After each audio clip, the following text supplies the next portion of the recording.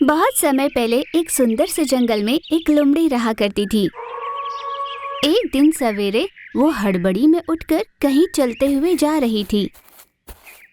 वो सीधे वन देवी के पास गई और वहां पर तपस्या करने लगी। दिन रात एक कर बिना सोए उसने तपस्या की। उसकी तपस्या से प्रसन्न होकर वन देवी ने उसे दर्शन दिए। अरे ओ लोमड़ी, साजिशों में सबसे आगे रहने वाली और बाकी जानवरों को 3 घाट का पानी पिलाने वाली तुम, आज तुम्हें मेरी जरूरत कैसे पड़ी? माँ वन देवी, मुझे क्षमा कर दो, मैंने आपको तकलीफ दी। मैं अपनी क्या व्यथा आपको सुनाऊं।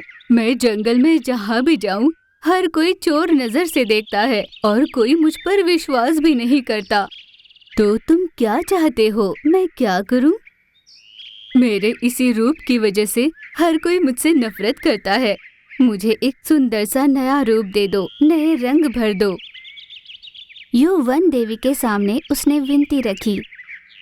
ठीक है, मैंने तुम्हें वर देने का आश्वासन दिया था, इसलिए तुम्हारी इच्छा मैं पूरी करूंगी। यह कहकर वन देवी ने उसे तथास्तु कहा, जिससे लोमड़ी का सारा रंग बदलकर सफेद हुआ। वो श्वेत रंग में चमकने लगी। वन देवता तुरंत अदृश्य हुई। आहा, अब मेरा रूप बहुत ही सुंदर हो गया है। बाकी जानवरों में अब मेरा मान बना रहेगा। ये सोचकर उछलती कूदती वो हिरन के पास पहुंची। दोस्त हिरन, कैसी हो तुम? हाँ, मैं ठीक हूँ। तुम कैसी हो बताओ?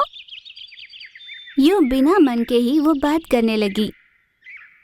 जितनी देर लोमड़ी वहां पर थी, वो घबराई सी खड़ी उसके जाने का इंतजार करने लगी।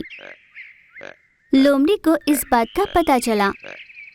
मेरे इतने सुंदर रूप में बदलने के बाद भी भला ये हिरन मुझसे यूं क्यों घबरा रही है? खैर छोड़ो, अब मैं यहाँ से मृगराज के पास जाती हूँ। ये सोचकर वो सीधे मृगराज के गुफा के पास पहुंची। मृगराज वहां पर इधर उधर घूमे जा रहे थे। नमस्कार मृगराज। हे, कौन हो तुम? मृगराज, मैं हूँ लोमड़ी। ये कहते ही क्षण भर के लिए मृगराज आश्चर्यचकित हुए।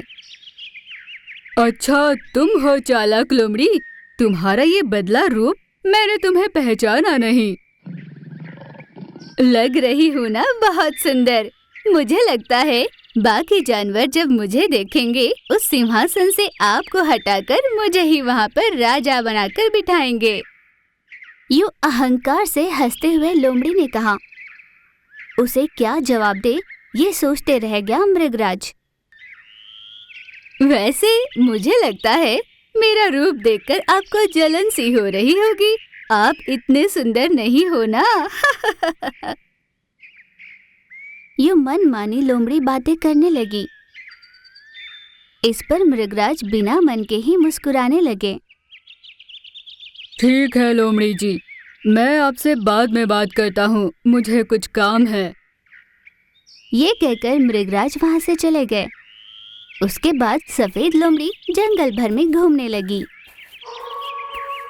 लोमड़ी को आता हुआ देखकर कुछ जानवर अनदेखा करने लगे, तो कुछ मुंह फेरकर उससे दूर भागने लगे, तो कुछ ना जाकर भी उससे कुछ बातें कर वहां से चले जाने लगे। इन सब का बर्ताव लोमड़ी को अच्छे से समझ में आ रहा था। वो नाराज होकर सीधे वन देवी के पास पहुंची। हे वन देवी, मेरे सवालों का जवाब दो, वरना मैं यहीं पर अपनी जान दे दूंगी। यो जोर जोर से वन देवी से पूछने लगी। वन देवी ने उसे दर्शन दिए। हे माँ वन देवी, आपने मुझसे धोखा किया है। इस बदले हुए रूप को देखकर जंगल में मेरा कोई मान ही नहीं बढ़ा। यूं आक्रोश में चिल्लाकर पूछने लगी। इस पर वन देवी मुस्कुराई। मुस्कुरा क्यों रही हो माँ? अरे ओ लोमड़ी, क्या ये रूप देते समय मैंने तुमसे कहा था कि तुम्हारा मान बढ़ेगा? हाँ, आपने कहा तो नहीं, पर मैंने मान बढ़ाने के लिए तो अपना रूप बदलने के लिए कहा था ना। सच बात तो ये है कि रूप की वजह से किसी को मान नहीं मिलता। देवी माँ की बात लोमड़ी के समझ में नहीं आई। अगर तुम्हारे बात करने का ढंग और तुम्हारा बर्ताव सभी के साथ अच्छा रहा तो सम्मान तुम्हें ढूंढते हुए तुम्हारे पास आएगा, किंतु रूप के वजह से किसी की सोच नहीं बदलती।